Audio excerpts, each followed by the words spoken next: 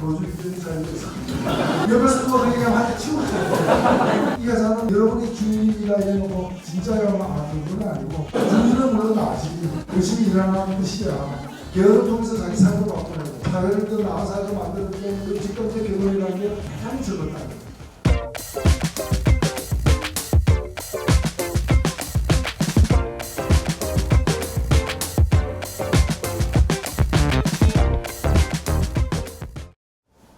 어떤 이제 문제가 좀 남느냐면은 가만히 생각해 보면은 이 제도가 어떻게 가든 간에 사면 중임제 건강한 대통령 중임제로 가든 그 다음에 의원내각제로 가든 혹은 제가 야마오라 얘기했지만은 이혼 집중제로 가든 어떤 경우든 권한이 대통령과 집권자의 권한이 줄어드는 사실이에요. 근데 문제는 그 줄어든 권한은 어디로 가느냐. 이게 중요한 거예요. 흔히들 보면은 장학재 대통령제 얘기하지만 그래 그 장학재 대통령제를 비판하는 사람들은 대통령의 권한이 장학재는 안 된다는 거 아니에요. 그건 줄이자는 얘기잖아요. 줄이면 그 어디 갑니까? 수지통으로 버립니까? 일본에 수출합니까? 아니다 이래요. 국내 어디로 갈 거 아니에요. 그럼 어디로 가느냐? 대부분 국회로 가게 됐어요. 저는 두 개의 문제를 제기하는 겁니다. 이 지점에서 뭐냐? 그게 국회로 다 가도 되느냐? 국민한테는 갈 데 없느냐? 국민한테는 가면 안 되느냐? 국민이 국회의원을 갖다가 어떤 분하고 탄핵하자, 소환하자, 국민 발안제, 국민이 법을 내면 안 되냐? 그리고 좀 중요한 결정은 국민들이 자주 공투를 하면 안 되나? 스마트폰이 있는데 봉화 올리듯이 들고 가는 거. 스마트폰을 누르고 다 결정할 수 있어요. 촛불 봐요. 왜 그렇게 2주 만에 100만 명이 모이게 됩니까? 스마트폰 있고 스마트폰이라는 기계만 있는 게 아니라 그걸 통해서 구현되는 수많은 뉴미디어들이 있어요. 의견이 트위터 보세요. 페북, 무슨 카카오, 밴드 온갖 걸 통해서 정보를 공유하고 의사를 확인하는 많은 것들이 있는데 그런 것이 없었던 시절에 확인이 안 되기 때문에 뭐 하지 못했던 민주주의는 왜 못하는 그렇기 때문에 이제 그런 새로운 민주주의 또 시민이 주체가 주인이 되는 그런 민주주의를 하는데 필요한 권한을 갖다가 주는데 쓰여야지 왜 그걸 별로 신뢰도 못 받는 국회의원들이 다 가져가냐. 그래서 어디 얼만큼을 더 줄 거냐. 그래서 국민주권 강화. 그 제왕적 대통령으로부터 나온 권한이 어디까지 갈 거냐. 제가 이 대목에서 예를 드는 것이 보입니다. 작년 11월 달에 미국에서 대통령 선거를 했어요. 우리는 두 번째 화요일 날, 우리는 5월 9일 날 대통령 선거를 했어요. 여러분 대통령 선거 가서 도장 몇 개 찍었습니다. 하나 찍었죠? 두 개 찍으면 큰일 나죠? 근데 우리 지방선거 할 때는 내년에 몇 개 찍습니다. 옛날에 8개 찍었는데 지금 7개 찍습니다. 도지사, 서울이니까, 시장, 구청장, 시의원, 구의원, 그 다음에 비례, 기초비례, 광역비례 7개죠. 교육감 8개네. 그전에 교육위원회 때는 9개였고 지금 8개. 와 이거 찍으려면 시장까지는 내가 알고 찍는데 나머지는 이런 무엇보다 우리 편이 누군지 잘 모르겠고 뭘 찍어서 어디를 찍느냐고 정보표를 적어와가지고 보고 찍는 그리고 자기 머리 믿고 왔다가 중간에 헷갈려가지고 당황해가지고 그 안에 전화볼 수도 없고 여기가 지금 코어는 8명 찍어서 이렇게 힘들다. 그런데 작년에 11월 두 번째 화요일날 미국에서 트럼프 찍냐 클린턴 찍냐 그 난리 났을 때 유권자들 제가 캘리포니아 주에 있는 어느 구의 투표용지를 갖다가 거기 한 달 동안 연락해가지고 겨우 받아냈습니다. 투표용지가 얼마 됐는지 아세요? 신문지 한 장입니다. 제가 신문지를 좀 좋아하는 편입니다.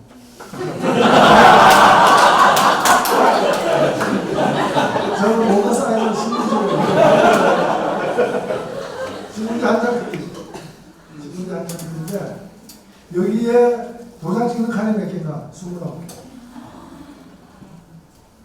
그러니까 이게 참 이거 중노동이에요, 중노동.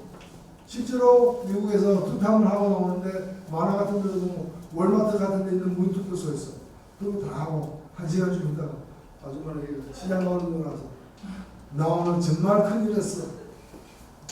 그런 방법을 봤어. 근데 왜 이렇게 많으냐? 우리로 치면은 시장이 임명하는 직책, 시위생국장, 구청장이 임명하는 직책, 이런 것을 적지 않은 게 주민들이 임명하게 돼 있어. 사실 20년 전만 하더라도 서울시장 누가 임명했어? 국민이 못 보고 갔다 이게. 누가 뽑습니까? 박근혜 같은 사람이 뽑은 거예요. 대통령이 서울시장 임명하고 경기도지사 임명하고 얼마나 좋습니까? 자기 부하들, 충성스러운 사람들 다 충성하게 만들고. 지금은 서울시장이 그럽니까? 거기에 빡빡서지 들고. 왜? 시민을 뽑았기 때문에. 그 권력이 분산이, 이런 게 권력이 분산인 거예요. 이런 걸 다 대통령이 혼자 갖고 있는 게 제왕적인 거예요. 근데 우리나라는 대통령만 제왕적인 게 아니라 시장, 군수, 구청장 다 미국에서는 제왕적이에요. 권한을 다 갖고 있어요. 이걸 미국은 그 권한을 어디다 줬느냐? 이혼집중제에다 준 게 아니라 국민들에게 준 거예요. 그러니까 국민들이 29개 줍니다. 29개 중에서 선거마다 다른데 13개는 상하법률도 있고 16개는 뭐냐? 정책 선택, 법률 선택. 그래서 그 제가 본 그 조항 중에 하나는 캘리포니아의 금연법을 실시한다. 이걸 실시하게 되면은 캘리포니아 주 예산이 1년에 얼마가 증가합니다. 법에 없는 예산 증감에 관련된 내용 설명까지 있는 거예요. 그렇게 돼 있어요. 이런 것들이 더 자세히 하려면 인터넷 어디 들어가면 됩니다. 이렇게 돼 있어요. 심지어는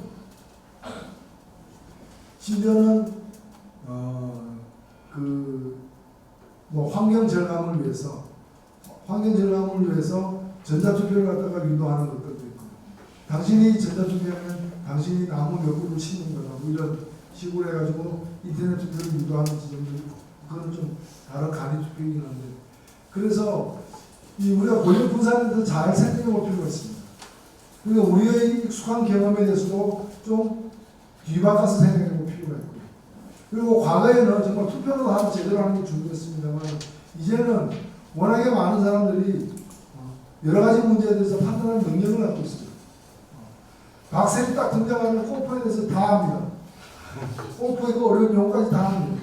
그렇잖아요. 황우석이 되면 분자 색깔하게 돼서 그냥 높은 지식이 그냥 분출하게 됩니다. 우리가 박근혜 농단 사건을 보면서 많은 법률 지식이 탄핵 이런 거 헌법재판소에 대해서 속속들이 알아. 심지어는 헌법재판관 집까지 안 해.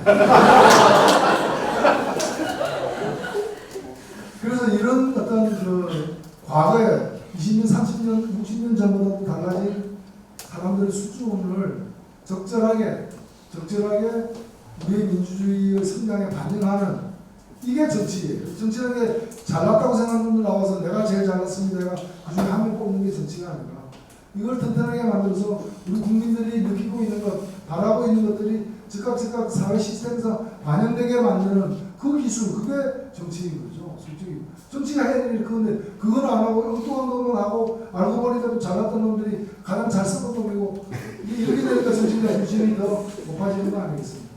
그래서 제가 이제 이 두 개의 지점이 있다고 했는데, 하나는 뭔가면은 그걸 전부 다 왜 국회로 넘기느냐, 그걸 국민으로 넘기는 부분이 더 있지 않아야 되는가, 그걸 구체화해서 헌법에 반영될 필요가 있다는 거고, 또 하나는 뭔가면은, 좋아, 그러면 그 중에 그래도 일부는 국회로 넘길 텐데 국회는 정상인가? 모든 개헌의 최종 기결점은 어떤 권력구조를 택하든 국회는 더 강하게 되어 있습니다. 근데 지금 국회는 그럼 정상인가? 잘 뽑혀 있는가? 그러니까 새지 않는 안전한 그릇인가? 그게 이제 비어있다고 물만 자꾸 부으고 내느냐? 물 한 잔부터 이게 구멍 나버리면 어떡하냐? 이미 새고 있는 그릇이 어떡하냐? 그러면 여기다가 물을 부을수록 다 물이 1급수로 부었는데 머지않아 2급수, 3급수가 되는 그릇이라면 어떡할 겁니까? 그래서 이거에 대한 점검이 필요하고, 이게 뭐냐? 국회를 구성하는 선거제도예요. 그 선거제도에 문제가 많다. 저게 잘못 구성되어 있다는 목소리가 높은데 좀 있어라. 일단 물부터 부어보고. 그래서 권한을 더 줬다. 이게 그럼 더 큰 손실들이 발생하면 어떡할 겁니까? 뭐 선거제도에 대해서 여러 가지 제가 자세하게는 얘기 안 하겠습니다. 여기도 뭐 선거제도 이런 개혁이 대상으로 되는데 저는 개혁만큼 혹은 원칙적으로 보면은 헌법이 더 중요하니까 개헌이 더 중요하겠지만 현실적으로 보면은 오히려 헌법을 잘못 선거제도 그대로 둘째 헌법을 좋게 고쳐도 좋게 고치는 의미가 없는 상황이 될 수 있기 때문에 동시에 혹은 조금이라도 먼저 선거제도를 갖다 고치는 게 중요하다. 또 선거제도의 성격에서는 뭐 여러분들 다 압니다. 선거제도는 나라마다 다 다릅니다. 역사가 다르고 취향이 다르기 때문입니다. 그러나 공통점은 하나 있습니다. 대부분 나라들 선진국 민주주의 대부분은 민심 그대로입니다. 그 민심을 얻느냐 못 얻느냐는 정치인들, 정당들의 능력을 책임질 것이고 어떻든 민심이 10% 지지하면은 정당이라는 것은 특히 국회라는 민심을 대변하는 거잖아요. 민의의 대변자잖아요. 대변인은 정확하게 대변해야 될 거예요. 민심이 10을 가리키면 여기서 열을 대변해야 되는데 민심은 10인데 여기서 8을 대변하면 민심이 왜곡되는 거잖아요.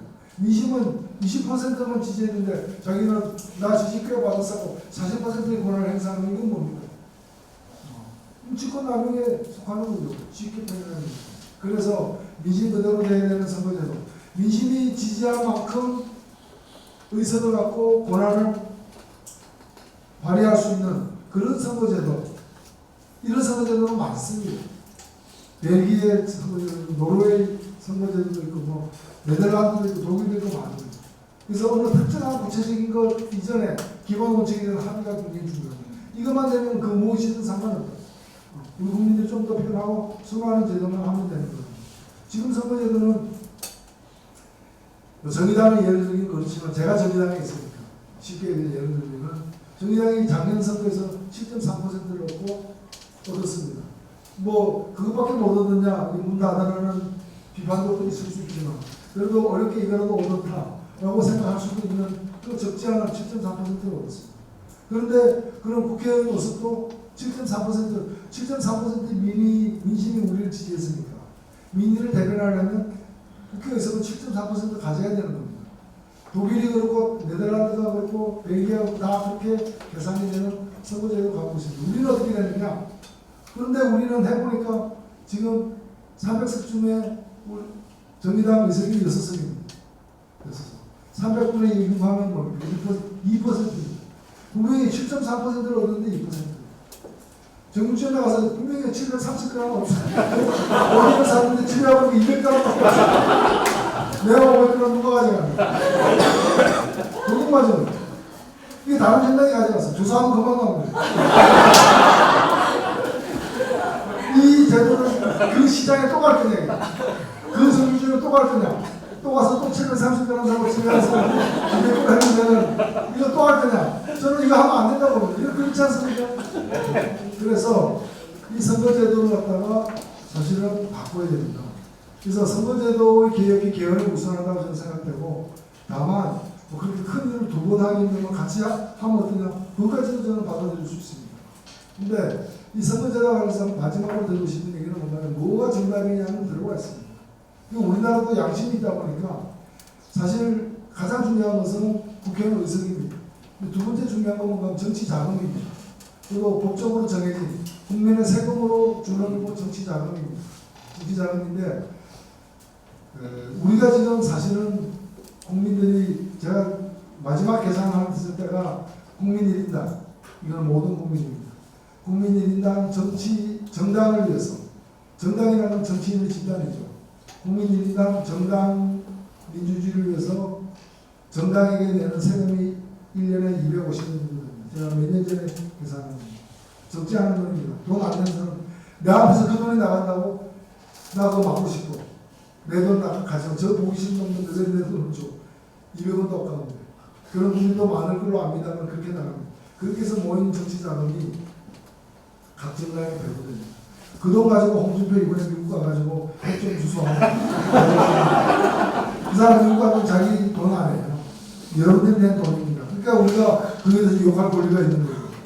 내 돈 내고 비즈니스하고 끝까지 가가지고 핵 달라고 핵 없습니까? 핵 못 샀으면 돌아오지 말아야지. 핵 갖고 오겠다고 나가고 또 못 갖고 오고. 네, 그게 다 돈입니다. 그런데 정의당이 얼마를 받고 있는가? 제 기억에 이 정치자금 배분에 있어서는 6.7 정도 받고 있어요. 그러니까 표를 7.3 얻었으니까 6.7이면 표 얻은 만큼 돈은 받고 있는 거예요. 그런데 권력은 못 받고 있는 거예요. 그럼 정의당이 7.3% 국민의 지지를 받았는데 국회 안에 와서는 2%만 발의합니다. 그런데 이 국회에서 선거제도를 바꾸지 않고 실세 총리, 내치를 갖는, 내치 권한을 갖는 허세 대통령은 10%의 권한, 실세 총리는 90%의 권한을 갖는 그 대통령이나 다름없는 실세 총리를 갖다가 국회에서 뽑는다. 국회에서 뽑으면 민의가 집중돼야 되는데 정의당이 발의할 수 있는 민의는 2%다.